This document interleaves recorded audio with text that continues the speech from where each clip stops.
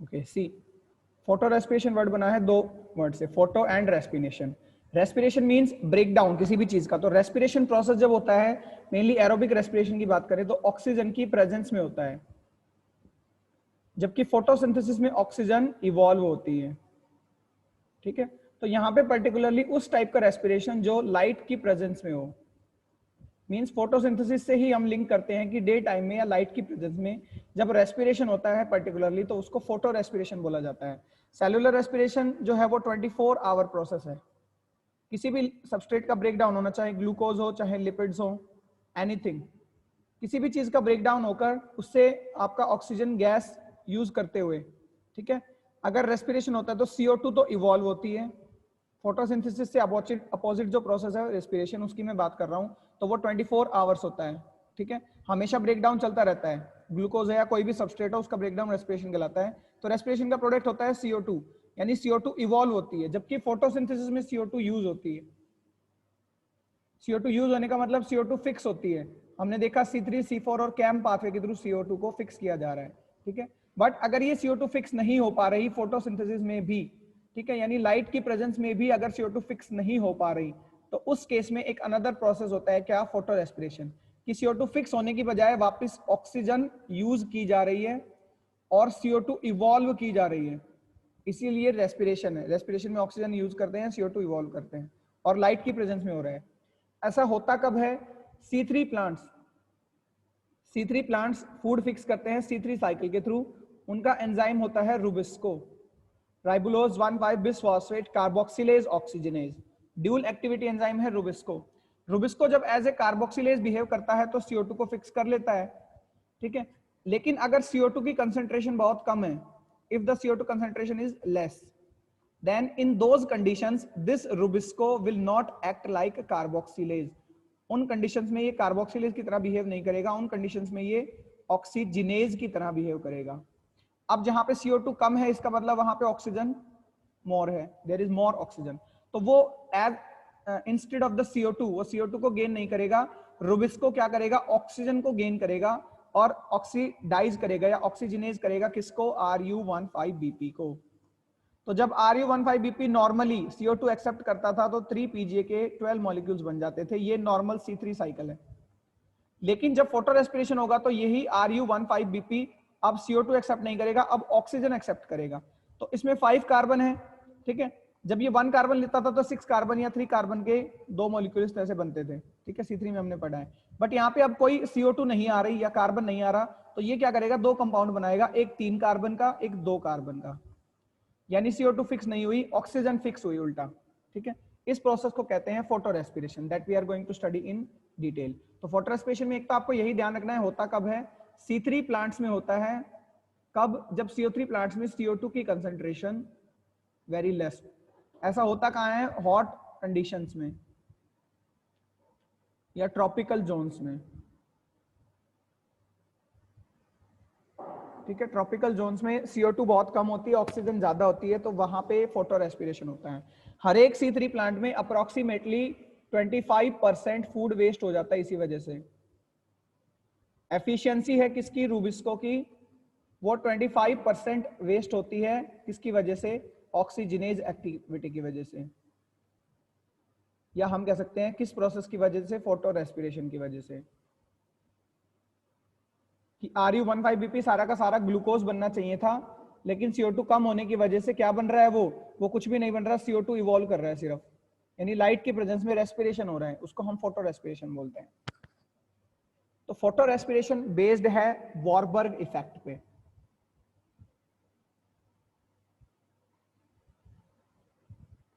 Photo respiration base होता है Warburg effect पे। ठीक है, वॉरबर्ग एक साइंटिस्ट थे, उन्होंने कहा था ऑक्सीजन गैस फोटोसिंथेसिस को इनहिबिट करती है।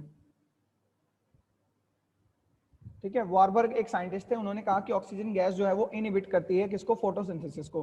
तो ये चीज फोटो रेस्पिरेशन प्रूव भी करता है। अगर ऑक्सीजन ज्यादा है, ठीक है, C3 के लिए एप्लीकेबल है, C3 प्लांट्स में अगर ऑक्सीजन ज्यादा है तो फिर CO2 फिक्स नहीं हो पा रही, क्योंकि रुबिस्को तो ऑक्सीजनेज की तरह बिहेव कर रहा है, और फोटोसिंथेसिस की बजाय, ग्लूकोज बनाने की बजाय क्या कर रहा है? फोटो रेस्पिरेशन कर रहा है, CO2 बना रहा है।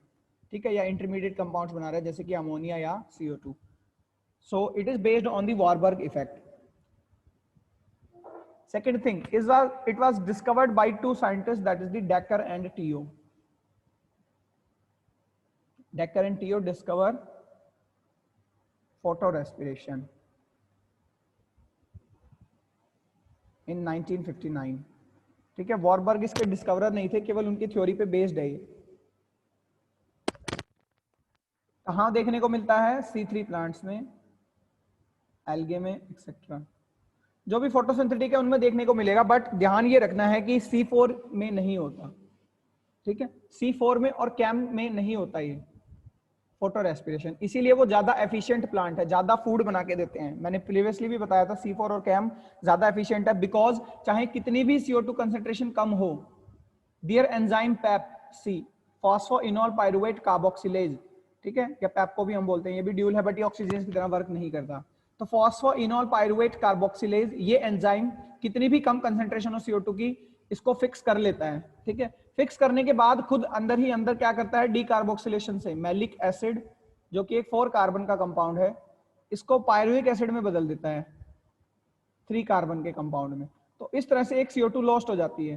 तो with in the plant CO2 produce कर लेते हैं खुद C4 और कैम, एनवायरमेंट से चाहे कितनी भी कम CO2 मिले। तो कई बार क्वेश्चन आता है the photo respiration is not seen in, तो C4 में भी नहीं होता फोटो रेस्पिरेशन, कैम में भी नहीं होता, केवल कहां होता है? C3 प्लांट्स में या एल्गे में। This is the distribution or the occurrence of photorespiration. And very simply, what is photorespiration? The respiration in presence of the light. और respiration का मतलब CO2 का evolve होना। तो जब CO2 दिन के टाइम में इवॉल्व हो, उस चीज को हम बोलते हैं फोटो रेस्पिरेशन। जो नॉर्मल रेस्पिरेशन होता है वो 24 आवर्स होता ही रहता है।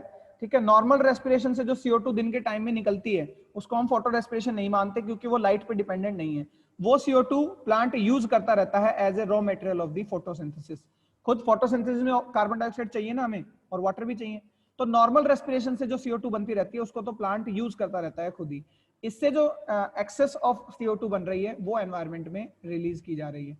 तो ये वेस्टफुल प्रोसेस है, बोथ प्लांट के लिए भी एज वेल एज लाइफ के लिए भी। एक तो एक्स्ट्रा CO2 इवॉल्व कर रहा है, ठीक है, जबकि अगर C3 होता तो क्या होता, क्या फायदा होता? CO2 फिक्स कर दी जाती, यानी एनवायरनमेंट से CO2 कम होती और उसके बदले फूड मिलता।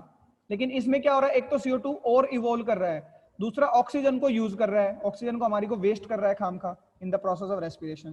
That's why it is a wasteful process for both plants as well as the animals और the life.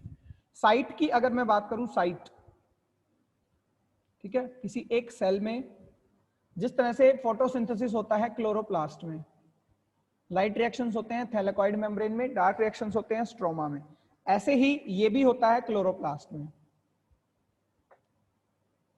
Main starting point इसका होता है क्लोरोप्लास्ट का स्ट्रोमा, क्योंकि वहीं पे RU15BP है। C3 की तरह ये भी RU15BP से स्टार्ट होगा, बट ये कंप्लीट होने के लिए 2 ऑर्गेनेलिज और लेता है, एक है परऑक्सीसोम्स और एक है माइटोकॉन्ड्रिया। ठीक है, यानी टोटल 3 ऑर्गेनेलिज में कंप्लीट होता है ये चीज हम याद रखेंगे, जिसमें चीफ ऑर्गेनेली है chloroplast, then peroxisomes and mitochondria. Mitochondria all of you should know, chloroplast all of you should know. Peroxisomes क्या होते हैं? ये स्पेशल टाइप के एक सेल ऑर्गेनेली हैं, ठीक है, जो परऑक्साइड्स का ब्रेक डाउन करते हैं, हाइड्रोजन परऑक्साइड्स का ब्रेक डाउन करते हैं, फंगस और प्लांट्स के अंदर ही मिलते हैं। ठीक है, डाइजेस्टिव ऑर्गेनेलीज हैं, एक तरह से डाइजेशन करते हैं किसका? परऑक्सीसोम्स का, पर्टिकुलरली सॉरी हाइड्रोजन परऑक्साइड का, इसीलिए इनको परऑक्सीसोम्स बोलते हैं। इनके अंदर एंजाइम होते हैं कैटालेज। कैटालेज हाइड्रोजन परऑक्साइड को ब्रेक डाउन करते रहते हैं ऑक्सीजन में और हाइड्रोजन में या वाटर में। ठीक है, तो टोटल 3 ऑर्गेनेलिज में कंप्लीट होता है हमारा photo respiration. So let's just start the pathway. यहां तक क्लियर है? चलिए पाथवे डिस्कस करते हैं।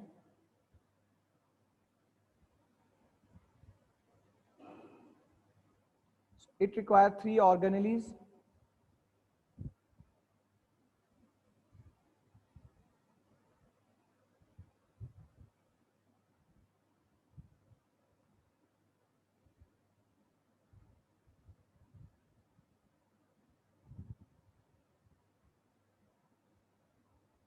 One are the chloroplast,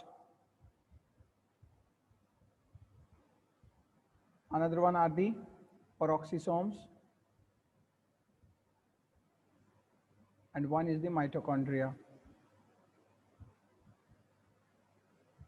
It starts from the chloroplast.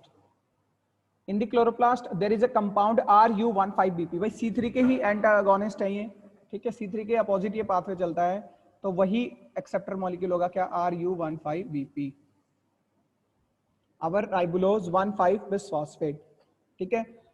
जब इसको यहाँ पे लिख देते हैं, जब इसको CO2 नहीं मिल रही तो एंजाइम तो रुबिस्को ही है, बट रुबिस्को वर्क कर रहा है कैसे, ऑक्सीजनेज की तरह, ठीक है, ऑक्सीजनेज की तरह बिहेव कर रहा है। तो अब ऑक्सीजन ले रहा है ना कि CO2। ये C3 साइकिल का पहला स्टेप है, वहां पे CO2 एक्सेप्ट की जाती है, यहाँ पे ऑक्सीजन एक्सेप्ट की जा रही है, क्योंकि CO2 की कंसेंट्रेशन क्या है, लो कंसेंट्रेशन है, ठीक है।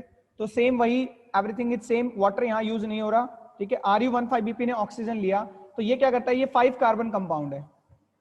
इस प्रोसेस में ये ब्रेक डाउन हो जाता है टोटल 2 कंपाउंड्स में। एक होता है 2 कार्बन का कंपाउंड जिसको बोलते हैं 2-फॉस्फोग्लाइकोलिक एसिड, 2-फॉस्फोग्लाइकोलिक एसिड, ये एक 2 कार्बन का कंपाउंड है। प्लस एक कंपाउंड बनता है 3PGA, जिसके बारे में आप जानते ही हैं, 3-फॉस्फोग्लिसरिक एसिड। तो यहाँ पे क्या शो कर रहा हूं मैं, एक 5 कार्बन का कंपाउंड, जब वो ऑक्सीडाइज हो रहा है, फोटो ऑक्सीडाइज, लाइट की प्रेजेंस में जब वो ऑक्सीडाइज हो रहा है, तो उसके साथ क्या हो रहा है, एक 3 कार्बन और एक 2 कार्बन के कंपाउंड में वो ब्रेक डाउन हो गया। 2 कार्बन का कंपाउंड क्या है, 2-फॉस्फोग्लाइकोलिक, नॉट ग्लिसरिक, ग्लाइकोलिक एसिड, और 3 कार्बन का क्या है, 3-फॉस्फोग्लिसरिक एसिड, जिसके बारे में हम जानते हैं। तो देखिए मैं इसको स्ट्रक्चरली भी दिखा देता हूं। This is our ribulose 1,5 bisphosphate, bis है, एक फॉस्फेट यहाँ, एक यहाँ, नंबरिंग यहां से करेंगे 1 2 3 4 5, राइबुलोज 1,5 बाई फॉस्फेट। चलिए ऑक्सीजन गैस ले रहा है, ठीक है, ऑक्सीजन गैस ले रहा है ये।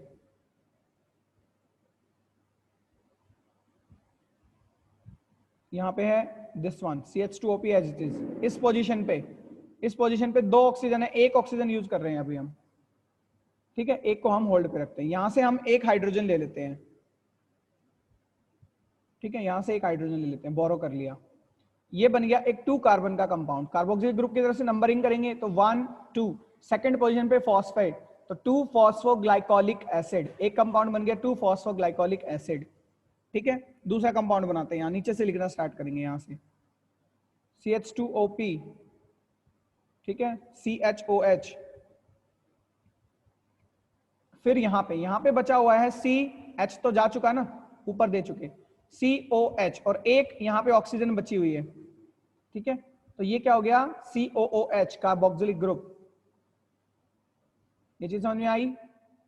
पहले जब उसको बना रहे थे CH2OP, CO था केवल, एक ऑक्सीजन इससे ले ली थी, एक हाइड्रोजन यहां से ले लिया था COH, तो यहां एक ऑक्सीजन बच गई थी और यहां CHO बच गया था, ठीक है। अब फाइनली ये ऑक्सीजन बची हुई भी हमने यहां लगा दी, तो ये COOH ये हमने यहां लगा दिया, ये 1 2 3, ये 3 कार्बन का कंपाउंड बन गया, this is 3PGA।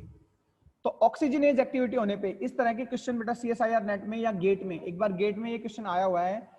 The question was that when the Rubisco acts like a oxygenase, जब रुबिस्को ऑक्सीजनेज की तरह बिहेव करेगा तब RU15BP किस में चेंज होगा, ठीक है। तो वहां पे ऑप्शन था 1 3 carbon compound 3PGA and 1 2 carbon compound two phosphoglycolic acid, ठीक है। एक और ऑप्शन था 2 मॉलिक्यूल्स ऑफ द 3PGA। तो इस तरह से 4 ऑप्शंस थे। तो राइट ऑप्शन क्या होगा कि 1 3 carbon compound 3PGA, 1 2 carbon compound two phosphoglycolic acid, इन दोनों में ये चेंज होता है। अगर कार्बोक्सिलेज की तरह ही बिहेव करे तो फिर 3PGA के 2 मॉलिक्यूल में चेंज होता है, यानी कि normal C3 cycle. First reaction clear है।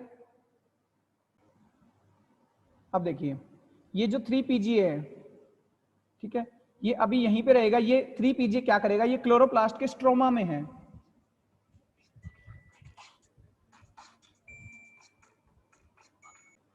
Okay. So I was discussing this that ये जो 3 कार्बन कंपाउंड है 3PGA, ये स्ट्रोमा में है भाई, ठीक है। इसको अनदर 3PGA मिलते रहेंगे, तो 3PGA आगे C3 साइकिल कंटिन्यू होती रहेगी।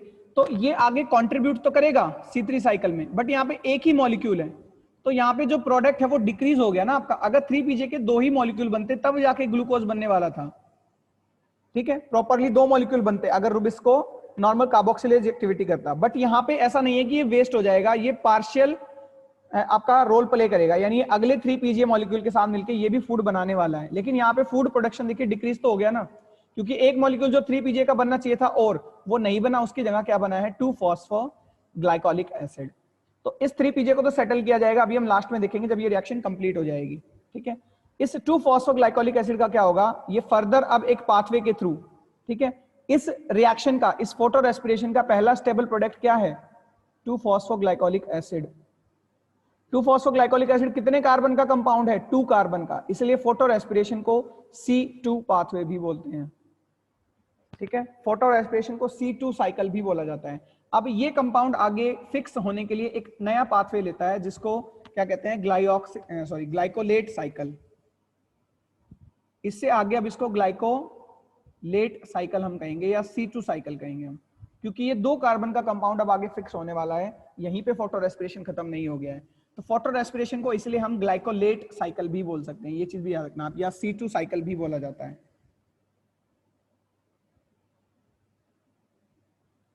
देखिए तो क्या होगा, अब आपका जो फॉस्फोग्लाइकोलिक एसिड है ये यहीं पे क्लोरोप्लास्ट में ही, ठीक है, मैं इसको एक बार रफ कर देता हूं, चलिए यहाँ पे शो कर देते हैं, यही क्लोरोप्लास्ट में ही भाई क्या होगा 2-फॉस्फोग्लाइकोलिक एसिड, अभी 2-फॉस्फोग्लाइकोलिक एसिड था हमारा ये चेंज होता है ग्लाइकोलिक एसिड में। आप शायद खुद बता सकते हैं, अगर ये ग्लाइकोलिक एसिड में चेंज हो रहा है, यहाँ पे H आ जाएगा, तो इसका मतलब क्या रिमूव हो रही है, फॉस्फेट रिमूव हो रही है। ठीक है, तो एंजाइम होगा फॉस्फेटेज। यहां पे इस ब्रैकेटेड P का मतलब है H2PO3, फॉस्फेट रिमूव होती है H3PO4 की फॉर्म में। ठीक है, H3PO4 की फॉर्म में रिमूव होती है, तो यहाँ पे वाटर चाहिएगा, वाटर यूज होता है, H3PO4 एलिमिनेट होता है, तो H2PO3 ऑलरेडी है। ठीक है, इसमें एक हाइड्रोजन डालनी पड़ रही है, एक ऑक्सीजन डालनी पड़ रही है, वाटर में से ले लिया हमने वो OH, तो एज इट इज ये H2PO3 H3PO4 की फॉर्म में बाहर चले गया वाटर से OH लेके, तो वाटर से OH लिया तो वाटर का एक H बच गया, उस H को हमने इस पोजीशन पे लगा दिया। तो सिंपली दिस इज, अब इसमें फॉस्फेट नहीं है, ये क्या बन गया ग्लाइकोलिक एसिड बन गया, किसकी बजाय 2-फॉस्फोग्लाइकोलिक एसिड, क्योंकि सेकंड पोजीशन की फॉस्फेट हट गई, तो ये बन गया आपका ग्लाइकोलिक एसिड। कार्बन कम हुआ कहीं भी नहीं, यहां केवल फॉस्फेट कम हुई है, तो ग्लाइकोलिक एसिड भी कहां बन गया क्लोरोप्लास्ट में। ठीक है, ये ग्लाइकोलिक एसिड फिर ट्रांसपोर्ट होता है कहां पर ऑक्सीसोम्स में। अब आगे जो काम होगा वो पेरोक्सीसोम्स में होगा। ठीक है, this glycolic acid is now transported to the peroxisomes. यहां तक क्लियर है सेकंड स्टेप?